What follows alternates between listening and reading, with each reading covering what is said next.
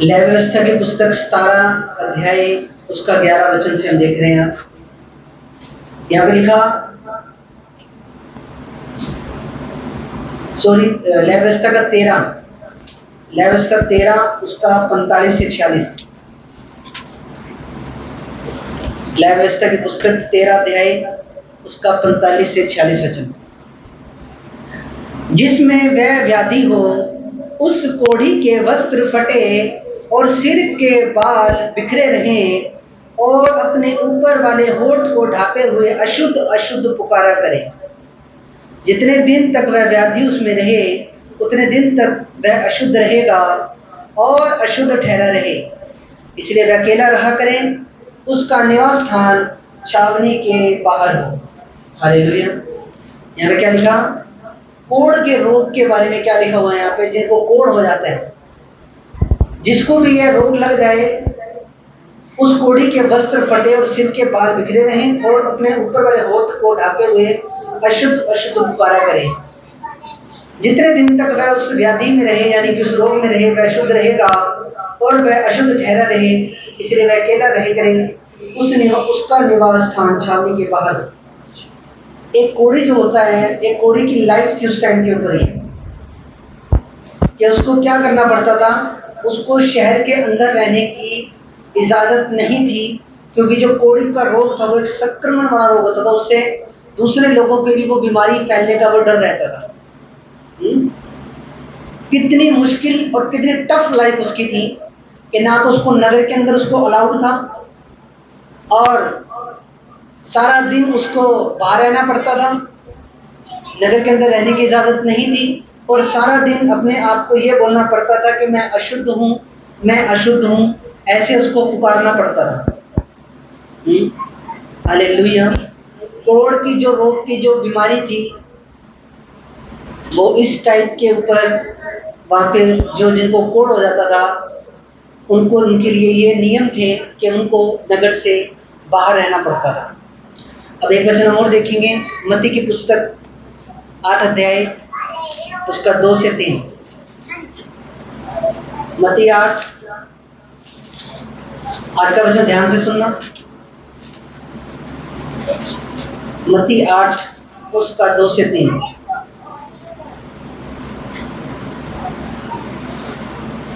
देखो, एक कोढ़ी ने पास आकर उसे प्रणाम किया और कहा, हे प्रभु, यदि तू चाहे तो मुझे शुद्ध कर सकता है।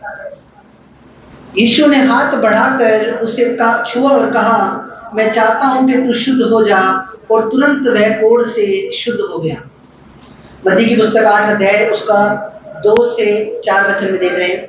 यीशु ने उससे कहा, देख, किसी से न कहना, परंतु जाकर अपने आप को याजक को दिखा, परंतु जो चढ़ावा मूसा ने ठहराया उसे चढ़ा, ताकि लोगों के लिए गवाही हो। अब एक कोढ़ी व्यक्ति प्रभु यीशु मसीह के पास आया, और कोढ़ी व्यक्ति प्रभु यीशु मसीह के पास आकर कहता है कि प्रभु, अगर तू चाहे तो तू मुझे शुद्ध कर सकता है। प्रभु ने कहा कि मैं चाहता हूं कि तू शुद्ध हो जाए। हालेलुया, आमीन। क्या कहा प्रभु ने? कि मैं तो चाहता हूं कि तू शुद्ध हो जाए। आज परमेश्वर चाहता है कि कोई भी व्यक्ति अपनी बीमारी में ना मरे, कोई भी व्यक्ति कोढ़ में ना मरे, कोई भी व्यक्ति अधरंग में ना मरे, कोई व्यक्ति कैंसर में ना मरे, कोई व्यक्ति टीबी की बीमारी में ना मरे, कोई व्यक्ति पेट के रोग से ना मरे, कोई व्यक्ति रसौली से ना मरे, कोई व्यक्ति गांठ से ना मरे। परमेश्वर तो चाहता है, प्रभु ने उसको मना नहीं करा। जब एक व्यक्ति प्रभु के पास आया, वो कोढ़ी व्यक्ति प्रभु के पास आया, तो प्रभु ने उसको मना नहीं किया। जीसस कभी किसी को मना नहीं करते, परमेश्वर कभी किसी को मना नहीं करता। पर एक व्यक्ति हट कर लेता है और एक व्यक्ति अपने मन को इतना कठोर कर लेता है, बोला नहीं, मैं जीसस के पास जाऊंगा ही नहीं, मैं परमेश्वर के पास जाऊंगा ही नहीं। जो मेरे घर के हैं, जो मेरे बड़े बुजुर्ग हैं, बस वही सब कुछ है मेरे लिए। हालेलुया। परमेश्वर तो चाहता है लोगों को हील करना, परमेश्वर तो चाहता है लोगों को छुटकारा देना, पर लोग खुद अपना मन इतना कठोर कर लिया है कि वो लोग छुटकारा लेना ही नहीं चाहते। परमेश्वर हर एक व्यक्ति के जीवन में कार्य करना चाहता है। परमेश्वर हर एक व्यक्ति को ऊंची पदवी पे देखना चाहता है। परमेश्वर चाहता है कि एक व्यक्ति ब्लेस्ड रहे, शांति में रहे, उसके घर में, उसके परिवार में सुख शांति रहे। पर एक व्यक्ति अपने मन को कठोर कर रहा है और बोल रहा है, मुझे जीसस की जरूरत ही नहीं है, मुझे नहीं जरूरत यीशु मसीह की, मुझे परमेश्वर की जरूरत नहीं, मैं ठीक है, मैं अपने आप देख लूंगा। हालेलुया। जब मैं प्रभु में नहीं था तो मुझे भी यही लगता था कि हमें जीसस की जरूरत नहीं है, हमें परमेश्वर की जरूरत नहीं है, हमारा परमेश्वर के बिना सर जाएगा, पर सरता नहीं है। क्योंकि एक टाइम शैतान ऐसा आता है, आपको पूरा ऊंचाई पे ले जाएगा, उसके बाद एकदम से धड़ाम आपको नीचे कर देता है। एक बार तो वो आपकी बल्ले बल्ले कर देता है पूरी, और उसके बाद एकदम से वो आपको नीचे गिरता है। Hallelujah, hallelujah. तो परमेश्वर तो चाहता है कि मैं, परमेश्वर ने कहा, प्रभु यीशु मसीह ने हाथ बढ़ाया उसकी ओर, प्रभु ने उसको हाथ बढ़ाकर उसको हील किया, उसको चंगा किया। परमेश्वर चाहता है, पर आज के टाइम के अंदर लोगों ने अपना मन कठोर कर लिया है। या फिर हो सकता है उनको ये लगता हो, अरे जीसस को मानेंगे तो सब छुड़ा देते हैं, ये तो प्रसाद भी छुड़ा देंगे, ये तो शबीले भी छुड़ा देंगे, ये तो सब कुछ छुड़ा देंगे। हालेलुया। पर अगर खुदा के कलाम पे चलेंगे, खुदा के वचनों पे चलेंगे, पता नहीं प्रभु ने आपको कितना ही ब्लेस कर देना, और प्रभु ने पता नहीं कितना ही आशीषित आपको कर देना यीशु मसीह के नाम में।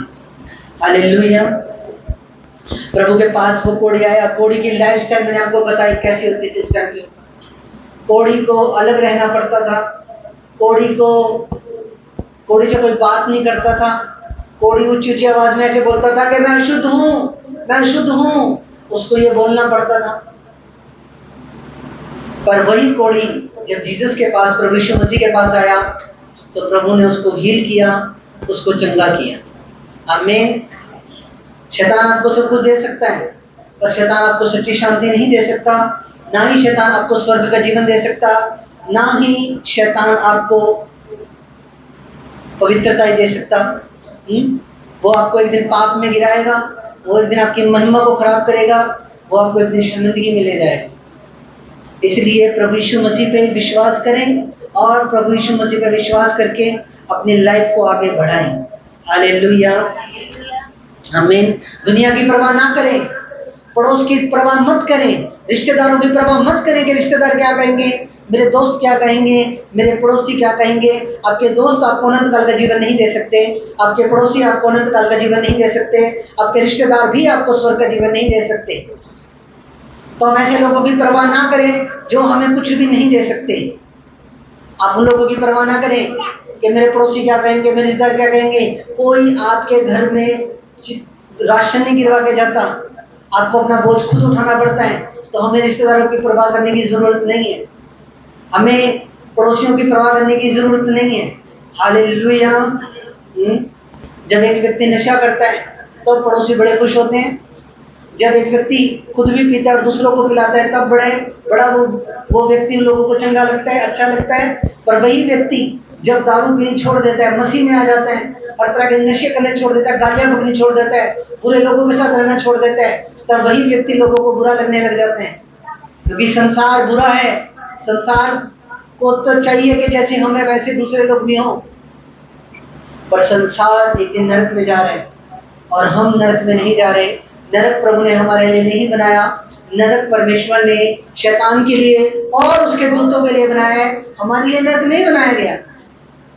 शैतान के और उसके दूतों के लिए नरक बनाया गया। हालेलुया। तो दुनिया की परवाह मत करो, लोगों की परवाह मत करो।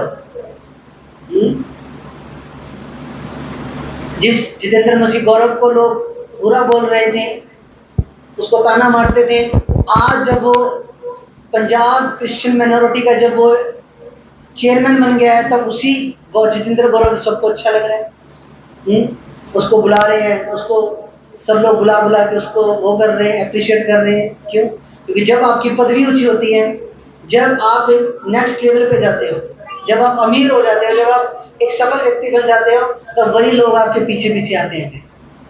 इसलिए दुनिया की परवाह मत करना, जब परमेश्वर तुम्हें ऊंचा उठाएगा वही लोग अपने आप तुम्हारे पीछे पीछे आएंगे यीशु मसीह के सामर्थ्य के नाम। रिश्तेदारों की परवाह मत करना, कोई हमारे घर के अंदर आके कोई कड़क का गट्टा नहीं गिर के जा रहा, कोई हमारे घर पे आके चावल का गट्टा नहीं गिर के जा रहा, कोई हमारी स्कूल की ट्यूशन की फीस नहीं भर रहा, कोई हमारे कॉलेज की फीस नहीं भर रहा। तो दुनिया की परवाह करने की जरूरत नहीं। सिर्फ आपका रिलेशन खुदा के साथ, प्रभु यीशु मसीह के साथ सही होना चाहिए। बाकी सब कुछ आपको मिलेगा यीशु मसीह के सामर्थ्य नाम में। वो आपकी जरूरतें पूरी करेगा, आपके लिए डिवाइन हेल्पर्स को वो खड़ा करेगा। कई बार एक विश्वासी मसीह में चलना चाहता है पर दुनिया से डर जाता है, रिश्तेदारों से डर जाता है कि रिश्तेदार मुझे क्या कहेंगे। हालेलुया। रिश्तेदार चाहे कुछ मर्जी कहें, आपका रिलेशन प्रभु के साथ सही होना चाहिए यीशु मसीह के नाम में। हालेलुया। एक वचन और देखेंगे, लूका की पुस्तक 17 अध्याय उसका 11 वचन। लूका की पुस्तक 17 अध्याय उसका 11 वचन। लूका 17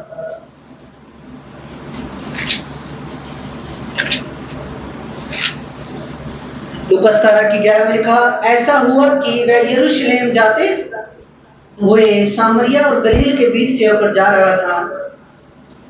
किसी गांव में प्रवेश करते समय उसे 10 कोढ़ी मिले। उन्होंने दूर खड़े होकर ऊंचे शब्द से कहा, हे यीशु, हे स्वामी, हम पर दया कर। उसने उन्हें देखकर कहा, जाओ और अपने आप को याजकों को दिखाओ। और जाते ही जाते वह शुद्ध हो गए। तब उनमें से यह देखकर कि मैं चंगा हो गया हूँ, ऊंचे शब्द से परमेश्वर की बड़ाई करता हुआ लौटा और यीशु के पांव पर मुंह के बल गिरकर उसका धन्यवाद करने लगा और वह सामने था। इस पर यीशु ने कहा, क्या 10 शुद्ध न हुए तो फिर वो 9 कहाँ हैं? क्या इस परदेशी को छोड़ कोई और न निकला जो परमेश्वर की बड़ाई करता? तब उसने उससे कहा, उठकर चला जा और तेरे विश्वास ने तुझे चंगा किया। हालेलुया। 10 कोढ़ी प्रभु के पास आए, 10 कोढ़ियों को प्रभु ने हील किया, प्रभु ने चंगा किया, पर सिर्फ उनमें से एक कोढ़ी वापस लौट कर आया। 10 में से सिर्फ एक वापस आया गवाही देने, बाकी 9 कहाँ गए? बाकी 9 पता कौन थे? बाकी 9 वो कौन थे? अरे जिस काम के लिए हम चर्च जाते थे वो काम तो हमारा हो गया, अब हमें चर्च जाने की क्या जरूरत है? जो प्रभु से हमने काम निकलवाना था वो काम तो हमने लिया निकलवा, अब हमें चर्च जाने की क्या जरूरत है? हालेलुया। वो 9 वो लोग थे जो चंगे तो हुए पर उन्होंने खुदा की महिमा नहीं किया, खुदा के नाम की गवाही नहीं दी, उन्होंने प्रभु के प्रति अपने आभार को प्रकट नहीं किया। प्रभु ने कहा, प्रभु यीशु ने कहा, क्या 10 शुद्ध न हुए तो फिर वो 9 कहाँ हैं? क्या इस परदेशी को छोड़ कोई और न निकला जो परमेश्वर की बड़ाई करता? जब आप गवाही देते हो आप परमेश्वर की बड़ाई करते हो। जब आप अपने जीवन में की गवाही देते हो कि प्रभु ने मुझे हील किया, प्रभु ने मेरे जीवन में ये काम किया, आप परमेश्वर के नाम की बड़ाई करते हो, आप परमेश्वर के नाम की महिमा करते हो। हालेलुया। ये दुनिया तो तैयार बैठी है आपको बिगाड़ने के लिए, मोबाइल तैयार बैठा है आपको बिगाड़ने के लिए। हालेलुया। ये दुनिया तो तैयार बैठी है आपको शर्मिंदगी में डालने के लिए। ये दुनिया तैयार बैठी है आपकी पवित्रता को खराब करने के लिए। हालेलुया। मैं आपको एक चीज बता रहा हूँ, आप इस चीज को नोट करना, आने वाले टाइम के अंदर इतना ज्यादा पाप बढ़ जाएगा। यूट्यूब, फेसबुक, इंस्टाग्राम, आप जो भी सोशल साइट्स आप यूज कर रहे हो उसके ऊपर सरेआम सब गलत वीडियो चलने शुरू हो जाएंगे। ये नोट कर लेना मेरी भविष्यवाणी। आप कहते हो ना यूट्यूब के अंदर तो कुछ नहीं आता, फेसबुक के अंदर कौन सा कुछ आता है, पर आने वाले टाइम के अंदर बता रहा हूँ, ज्यादा टाइम नहीं, 6 महीने साल के अंदर आप देखोगे वो सब गंदगी से भर जाएगा, उतना ज्यादा गंदगी से भर जाएगा, बहुत ज्यादा गंदगी से भर जाएगा। और गंदे जोक्स, जिन चीजों पे बात करने के लिए पहले लोगों को शर्म आती थी, वो गंदे जोक्स बहुत ज्यादा बढ़ जाएंगे, गंदी बातें ज्यादा सुनने को मिलेगी। जो एक पर्दा है वो पर्दा उठ जाएगा। बड़े छोटे के अंदर जो एक पर्दा है वो पर्दा उठ जाएगा। इतना ज्यादा पाप और गंदगी आने वाले टाइम में बढ़ जाएगी। और वही लोग सेफ रहेंगे जो चर्च के साथ जुड़े रहेंगे, जो प्रभु के वचन में बने रहेंगे, जो परमेश्वर में बने रहेंगे, वो ही लोग बचे रहेंगे। मैं आपको बता रहा हूँ, आने वाले टाइम के अंदर बहुत ज्यादा सोशल साइट्स के ऊपर बहुत ज़्यादा गंदगी और पाप बढ़ने वाला है। हालेलुया। अपने आप को पवित्र दुल्हन के रूप में परमेश्वर को सौंपना है आपने। और यीशु मसीह हमारा दूल्हा है, वो हमें लेने के लिए आएगा एक दिन, और हम अपने आप को पवित्रताई से हम उसको अपने आप को हम सौंपे। हालेलुया। कूलर बंद कर दे, लाइट बंद होगी जल्दी। हालेलुया। मेरी बात समझ रहे हो आप लोग?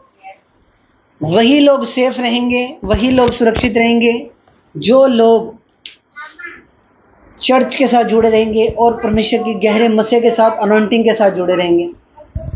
दुनिया तो तैयार बैठी है आपको बिगाड़ने के लिए, आपका फ़ोन तैयार बैठा है आपको बिगाड़ने के लिए, पर मैं आपको बता रहा हूँ वही लोग सेफ रहेंगे। हालेलुया। उनमें से एक भी व्यक्ति नहीं आया जो परमेश्वर की बड़ाई को कर पाता। सिर्फ 10 में से सिर्फ एक व्यक्ति आया जिसने परमेश्वर के नाम की महिमा को किया। एक वचन हम और देखेंगे, रोमियो की पुस्तक 1 उसका 21।